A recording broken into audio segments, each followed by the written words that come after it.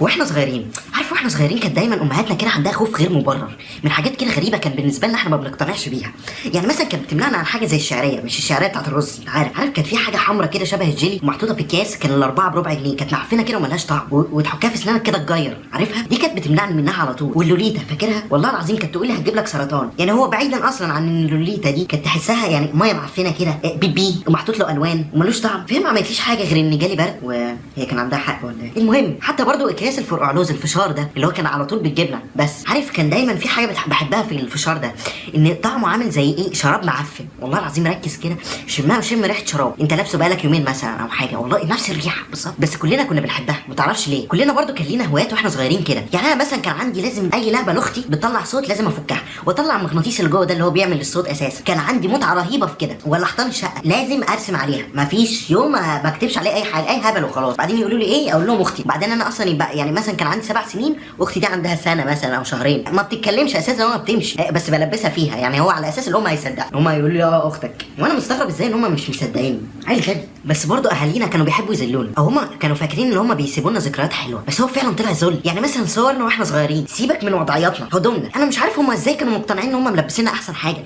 يعني كل ما اطلع لهم صوره اقول لهم ايه اللي انتوا كنتوا ملبسون لي ده. تخيل كده لما مامتك تقول لك انا كنت ملبساك احسن حاجه، انا كنت ملبساك على الموضه، ازاي يا ماما، وتقول لك ان دي كانت اغلى الهدوم. ايوه فعلا، ما اغلى انواع قماش الستاير ده مش هدوم ابدا. ايه اللي انتوا كنتوا بتلبسوه لنا ده، ولا ايه الوضعيات؟ يعني ايه تصور ابنك بلبوس ليه كده؟ ده انتوا طلعتوا لنا عقده. انتوا عارفين اي حد عنده بيبي صغير، يعني انا مثلا عندي بيبي لسه جديد مطلع كل عقدي عليه واحنا صغيرين، يعني كل صور المحرجه وهو صغير اما يكبر هيلاقيها عندنا. ده كله بسببكم. ولا اللبس اللي كنت بتلبسوه لنا واحنا رايحين نتصور في المدرسه مجموعه كده. وبصراحه بالنسبه للحته دي وانتوا كان عندكم حق، بس انا كنتش بقتنع. كنت لازم انكش شعري، كان لازم الصوره تبوظ، كنت لازم اطلع اعفن واحد في الصوره. وبالنسبه للمدرسه، عارفين احلى حاجه في المدرسه ايه؟ هو الفتره بتاعت واحنا صغيرين، ابتدائي والكيجيهات، هي دي كانت احلى فتره. كان لعب كده جميل والله العظيم، ما كانش في فرق بقى ما بين ولاد وبنات، يعني كلنا بنتعامل حاجه واحده، وما كانش في قله ادب، لا عادي خالص، كنا بنتعامل يعني هو فعلا اخوات، اللي هو المفروض المعنى الحقيقي للاخوات، لعب وهزار وجري، ما كناش بنعمل حاجه غلط. بس بعد ما كبرنا شويه ودخلنا اعدادي والبنات ابتدت تفتكر نفسها كبرت، هم فعلا بقى في مشكله، لان هم ابتدوا يوصل لهم كونسبت اللي هو الصحوبيه. انا عايزه اصاحب، بس ما كانوش يصاحبوا من فصلهم، لا هم كانوا دايما البنات ينظروا للولاد اللي معاهم في الفصل على انهم اطفال.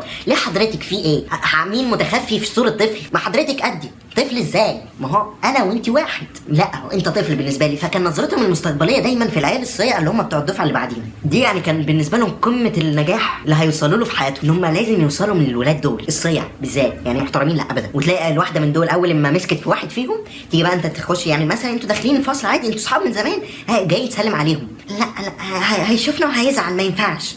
هيشوفكم وهيزعل ايه بقول لك السلام عليكم عبط. والمصحف حسبي الله ونعم الوكيل فيكم. انتوا عارفين انتوا ضيعتوا علينا فرص. انا بعد ما دخلت الكليه اكتشفت ان هم بيجوا كده، هم كابلز بيجوا كده عيله، هم بيجوا كده مع بعض، ما ينفعش يجوا منفردين وبعدين يتعرفوا على بعض، دي مستحيل. سيبنا من الهطل ده. بس كلنا لينا كده مواقف ما بننساهاش. يعني وانا صغير كان عندي عقده مع الفلوس، كان في حاجه غلط فيها، كان دايما انا بحوش فلوس على جنب، بس الفلوس دي ما كنتش بحوشها عشان استخدمها، كانت لوقت الازمات. فمثلا هم ادوني فلوس انزل اجيب حاجه وانا ضيعت الفلوس دي، الفلوس اللي انا محوشها كانت بتيجي دورها بقى دلوقتي، هي دي اللي هتنجدني. فكنت بقى اطلع على طول من الفلوس دي اخد الفلوس اللي انا ضيعتها اديها لهم. بس هي كانت المشكله في المبالغ الكبيره، يعني حاجه كده تعدي 100 جنيه فخلاص كده خلص مستقبلي ضاع. ففي المواقف دي كنت لازم الجا لبابا، خلاص بقى ما هو هعمل ايه، اديني اي حاجه ابوس ايدك استر بيها نفسي، يعني ضيعت فلوس. دايما وانا صغير برضو كنت بحب اجرب شويه حاجات جديده كده. يعني مثلا هيحصل ايه لو حطيت ميه على زيت بيغلي، وده اللي انا عملته فيهم. هم واقفين في المطبخ خليتهم واقفين فاكرين خاتم اللي هو كان بيجي وبعدين في هنا بتاع كده تدوس عليها فيترش، خليتهم واقفين في المطبخ ومديني ظهرهم والطاسه فيها زيت قد كده اهو،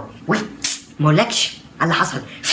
وانا يعني ايه ده، في ايه، هي الحرب قامت ولا ايه؟ طاسه الزيت رشت والاقي لك هم كانوا مديني ظهرهم، بس عرفوا ازاي اللي انا حطيت ميه على الزيت؟ ما اعرفش. والمصحف مين اللي حط ميه على الزيت؟ هم مديني ظهرهم ازاي؟ ما اعرفش. واكيد بقى كل واحد فيكم عنده مواقف كده ما بينساهاش ابدا، حفره في دماغه، فخش في الكومنتات واكتبها لي. واكتر مواقف فيها بتضحك او بتاثر اكتر، مش لازم تكون بتضحك، واخده لايكس كتيره، دي هصورها في سكرين شوتس وهنزلها على صفحتي ان شاء الله. فما تنساش بقى تعمل منشن لاصحابك ولايك وشير للفيديو ده. ولو انت اول مره تشوف فيديوهاتي ما تنساش تعمل لايك للصفحه بتاعتي على الفيسبوك او تعمل لي سبسكرايب للقناه بتاعتي على اليوتيوب. هتلاقي اللينكات بتاعت كل الحاجات دي في وصف الفيديو. كان معاكم محمد احمد، سلام.